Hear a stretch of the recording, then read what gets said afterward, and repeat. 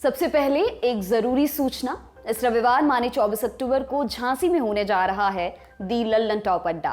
पता है मुक्ताकाशी मंच झांसी। समय है 3:30 बजे।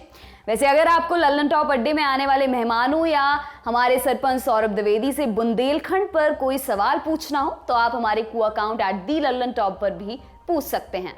अब बढ़ते हैं आज के एपिसोड की तरफ। Life is like a game, there are many players, if you don't play with them they will play with you.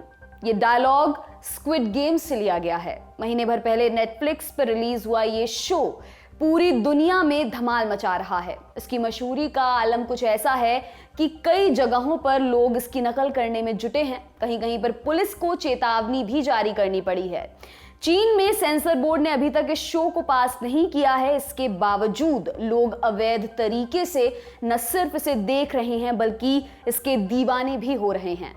Squid games सिर्फ मनोरंजन तक सीमित नहीं है, इसमें जीवन की कुछ बारीक सच्चाइयां भी छिपी हुई हैं। यही कारण है कि लोग इसके किरदारों से खुद को रिलेट करने लगे हैं। इसका एक नज़ारा 20 अक्टूबर को साउथ कोरिया में दिखाई दिया, जहां 13 शहरों में 80,000 से अधिक कामगारों ने एक साथ प्रदर्शन किया। वे जॉब सिक्योरिटी और दूसरी बुनियादी सुविधाओं की मांग कर रहे थे। राजधानी सियोल में कुछ प्रदर्शनकारी स्क्विड गेम्स वाली ड्रेस पहनकर आए थे। उनका कहना था कि स्क्विड गेम्स के किरदारों की तरह वे भी असल जिंदगी में परेशान चल रहे हैं। वे किरदार पीछे छूट गए साथियों की याद दिलाते हैं। स्क्विड गेम्स की थीम पर आयोजित प्रोटेस्ट की पूरी कहानी क्या है, कामगारों की मांगे क्या हैं और सरकार उन पर ध्यान क्यों नहीं दे रही है। साथ में बताएंगे उन फिल्मों और उन डॉक्यूमेंट्रीज के बारे में, उनकी कहानियां जिन्होंने असल जिंदगी में भी बदलावों की बुनियाद रखी। नमस्कार, मेरा नाम है दिव्यांशी और आप देख रहे हैं दी लल्लन टॉप का इंटरनेशनल खबरों से जुड़ा डेली बुलेटिन दुनियादारी। साल 2008 में दुनिया भर के देश आर्थिक मंदी का सामना कर रहे थे। साउथ कोरिया इससे अछूता नहीं रह सका। सेंग्यूंग नाम की एक ऑटो कंपनी को भारी नुकसान हुआ। नुकसान की भरपाई के लिए उसने अपने यहाँ सालों से काम कर रहे कर्मचारियों को निकाल दिया। इससे नाराज वर्कर्स ने खुद को फैक्ट्री के अंदर बंद कर लिया। वे नौकरी पर बहाल करने की मांग कर रहे थे, लेकिन उनकी मांग पर कोई सुनवाई नहीं हुई। 77 दिनों के बाद पुलिस ने बल प्रयोग कर फैक्ट्री को खाली करा दिया।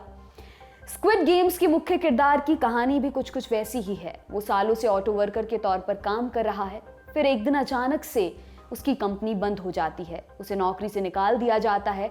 उसके ऊपर भारी कर्ज है, परिवार बिखर चुका है, कर्ज देने वाले लोग उसके पीछे लग जाते हैं। तभी उसे एक ऑफर मिलता है, एक गेम खेलने का, सर्वाइवल गेम। इस खेल में वो अकेला नहीं है, उसके जैसे सैकड़ों लोग इसमें शामिल हैं जो वैसे ही हालात का सामना कर रहे होते हैं। उन्हें बच्चों वाले गेम खेलने के लिए कहा जाता है। हारने की सजा है मौत। जिंदा बच जाने वाला अंतिम खिलाड़ी विजेता बनता है। अब कौन विजेता बनता है और किसे मौत की सजा मिलती है, ये तो पूरी सीरीज देखने के बाद ही पता चलेगा।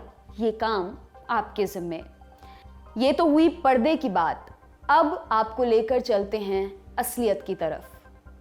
कोरियन वॉर के बाद साउथ कोरिया और नॉर्थ कोरिया अलग अलग दिशाओं में चले गए। जहां नॉर्थ कोरिया ने बंद मार्केट और तानाशाही वाली व्यवस्था चुनी, वहीं साउथ कोरिया पूंजीवाद और लोकतंत्र के रास्ते पर आगे बढ़ा।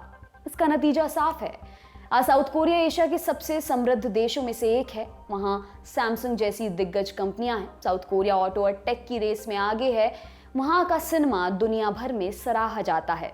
साउथ कोरिया के पास चमक दमक का पूरा साजो सामान मौजूद है, लेकिन इस चकाचौंध के पीछे एक ऐसी दुनिया भी है जो अक्सर आंखों से ओझल ही रहती है। उसके ऊपर किसी का ध्यान नहीं रहता। साउथ कोरिया में ऐसा ही हुआ है। लाखों की आबादी गरीबी, बेरोजगारी, शोषण, असमानता, महंगाई जैसी समस्याओं से जूझ रही है। हो सकता है कि स्क्विड गेम्स की कहानी आपको मजेदार लगे, लेकिन ये एक हकीकत है जिसका सामना साउथ कोरिया की आबादी का एक बड़ा हिस्सा हर रोज करता है। इन्हीं मसलों पर सरकार को जगाने के लिए Korean confederation of trade unions यानी कि KCTU ने 20 अक्टूबर को प्रोटेस्ट बुलाया था। मीडिया रिपोर्ट्स के अनुसार इसमें 13 शहरों में 80,000 से अधिक लोगों ने हिस्सा लिया। देश भर में 5 लाख से अधिक कर्मचारी हड़ताल पर भी गए। इसका असर स्कूलों में भी देखने को मिला। स्कूलों में कैंटीन्स बंद पड़ गईं। 1000 से अधिक डिलीवरी वर्कर्स ने पूरे दिन कोई ऑर्डर नहीं लिया। राजधानी सियोल में 80 से अधिक प्रदर्शनकारी स्क्विड गेम्स की ड्रेस में आए थे। वे भेदभाव से आजादी के नारे लगा रहे थे। उन्होंने समान और सुरक्षित रोजगार के अवसर देने की मांग भी की। इससे पहले केसीटीयू ने अपने यूट्यूब चैनल पर स्क्विड गेम्स की थीम पर बेस्ड एक प्रोमो वीडियो भी जारी किया था। इसके जरिए लोगों से प्रोटेस्ट में जुड़ने की अपील की गई थी। साउथ कोरिया के लेबर लॉ में अनियमित कर्मचारियों को पूरी सुविधाएं नहीं मिलती। अगस्त 2020 के आंकड़ों के अनुसार ऐसे लोगों की संख्या लगभग 36% है।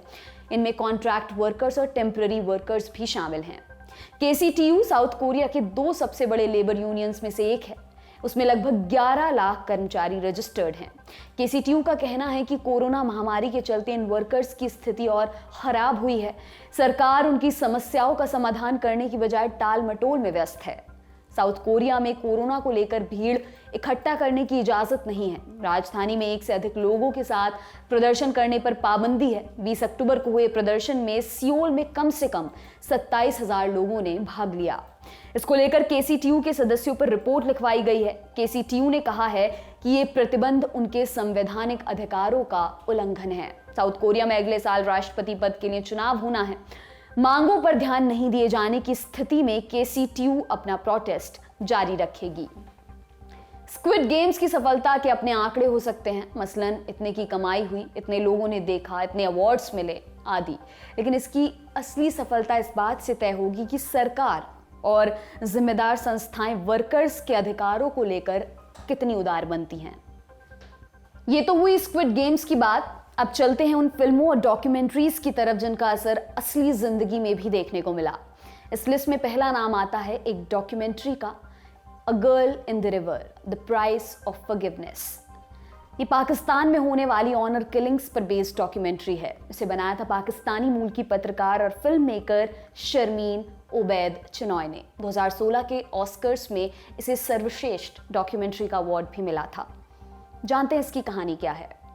पाकिस्तान के गुजरांवाला में रहने वाली सबा को दूसरी जाति के एक लड़के कैसर से प्यार हो जाता है, लेकिन सबा के घर वाले इस रिश्ते को मानने के लिए तैयार नहीं होते। सबा चुपके से कैसर के साथ शादी कर लेती है। इससे उसके घर वाले बेहद नाराज हो जाते हैं। निकाह के बाद सबा के पिता और चाचा उसके ससुराल आते हैं।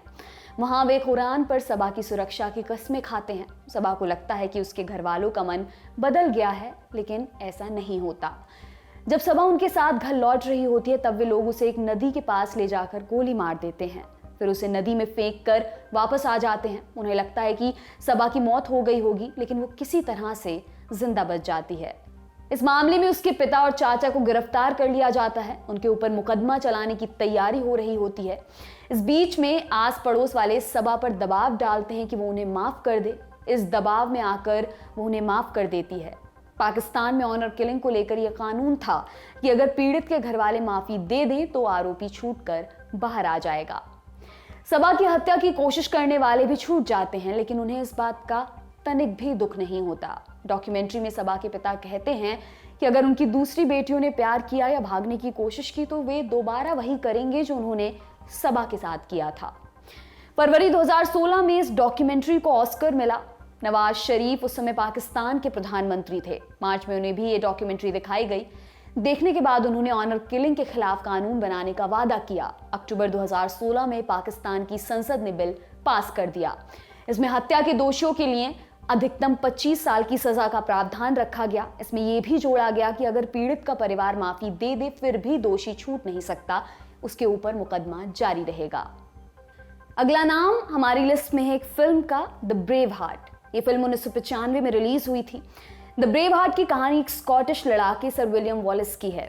1296 ईस्वी में इंग्लैंड के राजा एडवर्ड प्रथम ने स्कॉटलैंड पर कब्जा कर लिया। कुछ ही समय में पूरे स्कॉटलैंड में विद्रोह शुरू हो गया। वॉलिस ने कुछ अंग्रेज अधिकारियों की हत्या कर दी। उसकी बहादुरी के किस्से सुनकर लोग उसके साथ जुड़ने लगे। शुरुआती सफलताओं के बाद वॉलिस की सेना ने इंग्लैंड में घुसकर हमला शुरू किया। इसके जवाब में इंग्लैंड और बड़ी सेना के साथ आया। स्कॉटलैंड के पास उनका सामना करने लायक संसाधन नहीं थे, इसलिए विलियम वॉलिस मदद मांगने के लिए फ्रांस गया। जब वो वापस लौटा तो पता चला कि उसके साथियों ने अंग्रेजों से समझौता कर लिया है। इंग्लैंड ने विलियम वॉलिस को जिंदा या मुर्दा पकड़ने पर भारी इनाम घोषित कर दिया। अगस्त 1305 में उसे ग्लास्को में गिरफ्तार कर लिया गया। वॉलिस पर राजद्रोह का मुकदमा चला। उसने इंग्लैंड के सामने सिर झुकाने से मना कर दिया। 23 अगस्त 1305 को वॉलिस को फांसी पर चढ़ा दिया गया। इसके बाद उसके सिर को लंदन ब्रिज जबकि शरीर के बाकी हिस्सों की अलग अलग शहरों में प्रदर्शनी आयोजित की गई। स्कॉटलैंड इस समय भी यूनाइटेड किंगडम का हिस्सा है। 2014 में जब ब्रिटेन से अलग होने को लेकर जनमत संग्रह हो रहे थे, तब आज़ादी के समर्थक ब्रेव हार्ट फिल्म के विलियम वॉलिस की तरह ड्रेस पहनकर प्रचार कर रहे थे। उनका इरादा ये था कि लोग आज़ादी का मतलब समझें और अपने नायक से प्रेरणा लें। हालांकि जब जनमत संग्रह का नतीजा आया, तब बहुमत ने ब्रिटेन के साथ बने रहने का फैसला किया था। हमारी लिस्ट में तीसरा नाम हंगर गेम्स का है। इस फिल्म की कहानी एक काल्पनिक देश के बारे में है। वहाँ हर साल कुछ युवा चुने जाते हैं, उन्हें मौत की हद तक लड़ने के लिए विवश किया जाता है। इस लड़ाई का सीधा प्रसारण नेशनल टीवी पर किया जाता है। तब नायिका लोगों को सरकार के खिलाफ क्रांति के लिए तैयार करती है। उसका 3 फिंगर सल्यूट क्रांति की पहचान बन जाता है। इस काल्पनिक कहानी का असर हुआ थाईलैंड में। मई 2014 में आर्मी ने तख्ता पलट कर दिया। सैन्य सरकार ने सभी तरह के प्रोटेस्ट और लोगों के जमा होने पर पाबंदी लगा दी। आलोचकों को जेल में बंद कर दिया गया। प्रेस पर सेंसरशिप लगा दी गई। उस समय छात्रों ने सैन्य तानाशाही के खिलाफ मोर्चा खोल दिया। हंगर गेम्स का 3 फिंगर सल्यूट थाईलैंड के आंदोलन की पहचान बन गया था। प्रदर्शनकारियों ने फिल्म की लेटेस्ट किस्त की टिकटें भी मुफ्त में बांटी थी। प्रदर्शनकारी 3 फिंगर सल्यूट के जरिए 3 मांगे रख रहे थे। पहली, तख्ता पलट पर बैन। दूसरी, आजादी। और तीसरी, लोकतंत्र की स्थापना। फरवरी 2021 में सैन्य तख्ता पलट का जिन म्यांमार में बाहर निकला, वहां सेना ने लोकतांत्रिक सरकार को जेल में बंद कर दिया और देश में आपातकाल का ऐलान कर दिया था। इसके खिलाफ म्यांमार के लोगों ने प्रोटेस्ट किया।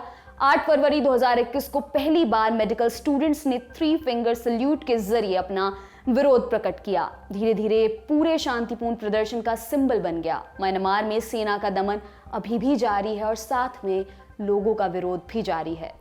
आगे और नाम भी हैं, जैसे battle of Algiers, the thin blue line, triumph of the will, V for vendetta, Avatar आदि। उनकी चर्चा फिर कभी की जाएगी। आप भी देखिए और जरूरी बदलावों की बुनियाद रखते रहिए।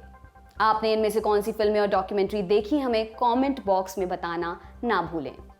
आज की दुनियादारी में बस इतना ही। अगले हफ्ते फिर मुलाकात होगी। इसी उम्मीद के साथ विदा लेती हूँ। शुक्रिया। शुभ रात्रि।